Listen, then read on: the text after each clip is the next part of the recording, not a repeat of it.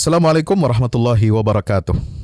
Pendengar Trija FM yang dirahmati Allah Subhanahu wa taala, masih bersama kita memahami dan mencoba untuk mengulas nama Allah Subhanahu wa taala yang indah, Asmaul Husna.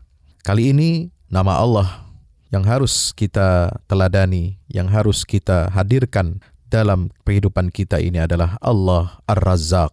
Dialah Allah yang maha memberi rizki. Allah sebagai Ar-Razzaq disebutkan di dalam Al-Quran, surah Az-Zariyat ayat 58. Innallaha huwar razzaqu dzul quwwatil matin. Sungguhnya Allah itu dialah yang maha pemberi rizki, yang memiliki kekuatan lagi sangat kokoh. Dialah sebaik-baik pemberi rizki. Wa huwa khairur raziqin. Pendengar Trija FM yang dirahmati Allah Subhanahu wa taala. Allah itu memberikan rizki kepada hambanya. Dialah yang menciptakan kita dan mencukupi untuk kita rizki kita. Karena itu di dalam Al-Quran surat Hud ayat 6, Allah berfirman, dialah Allah yang menciptakan kamu, kemudian memberimu rizki dan mencukupi rizki seluruh makhluk hidup. Dan tidak ada suatu binatang melata pun di bumi melainkan Allah lah yang memberikan rizkinya. Luar biasa.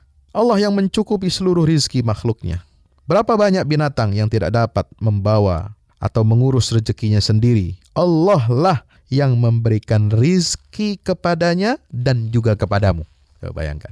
Kadang-kadang kita melihat Allah datang, Allah memberikan rizki kepada makhluknya, kepada hambanya. Ya, ketika hamba itu sudah tidak berdaya, Allah yang datangkan rizkinya. Dia hanya menerima.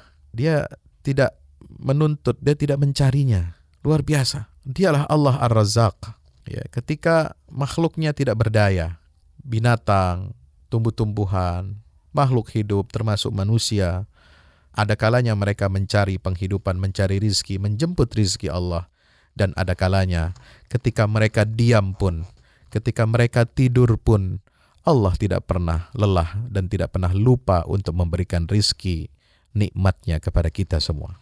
Pendengar Trija FM yang dirahmati Allah, Allah juga tidak memerlukan kita untuk memberinya rizki, makan dan minum. Allah tidak perlu kita, Allah tidak membutuhkan kita.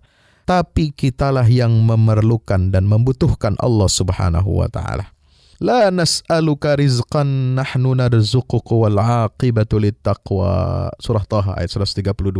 Allah berfirman, kami tidak meminta rezeki darimu, wahai manusia. La nas'aluka rizqa nahnu narzuquk. Justru kamilah yang memberi rizki itu kepadamu. Allah tidak perlu rizki kita. Allah tidak perlu kita memberikan rizki kepada dia, karena dialah sang pemilik rezeki. Dialah yang membagi-bagi rezeki itu kepada seluruh hamba dan makhluknya. Kitalah yang seharusnya membutuhkan Allah Subhanahu wa ta'ala. Kenapa? Karena dialah pemilik, penggenggam, dan pemberi rizki itu kepada siapa yang dia kehendaki. Allahu Akbar. Karena itu Allah sebagai Ar-Razzaq adalah zat yang berhak disembah dan ditaati. Maka sesembahan lain selain Allah tidak boleh disembah dan tidak boleh kita taati. Kenapa? Karena mereka sama sekali sedikit pun tidak menguasai dan tidak mampu menguasai rezeki yang ada pada diri kita ini.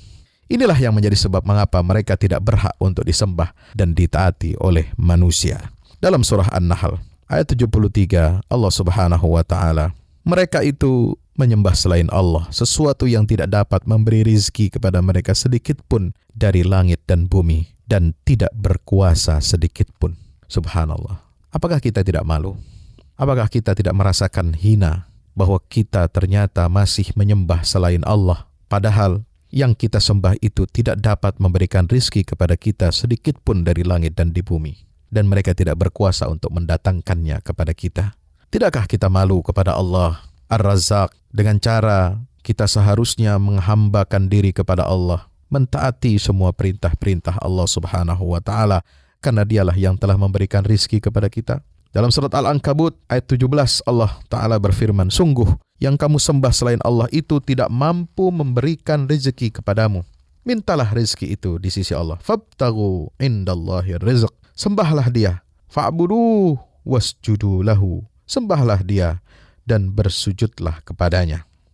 Maka dialah Allah yang menciptakan kamu, kemudian memberikan rizki, kemudian mematikanmu, kemudian menghidupkanmu kembali. Adakah di antara kamu yang menyekutukan Allah dengan sesuatu yang lainnya? Maha suci Dia dan maha tinggi dari apa yang mereka persekutukan. Saya, Fahmi Salim, dari Majelis Ulama Indonesia menghaturkan jazakumullahu khairan. Wassalamualaikum warahmatullahi wabarakatuh.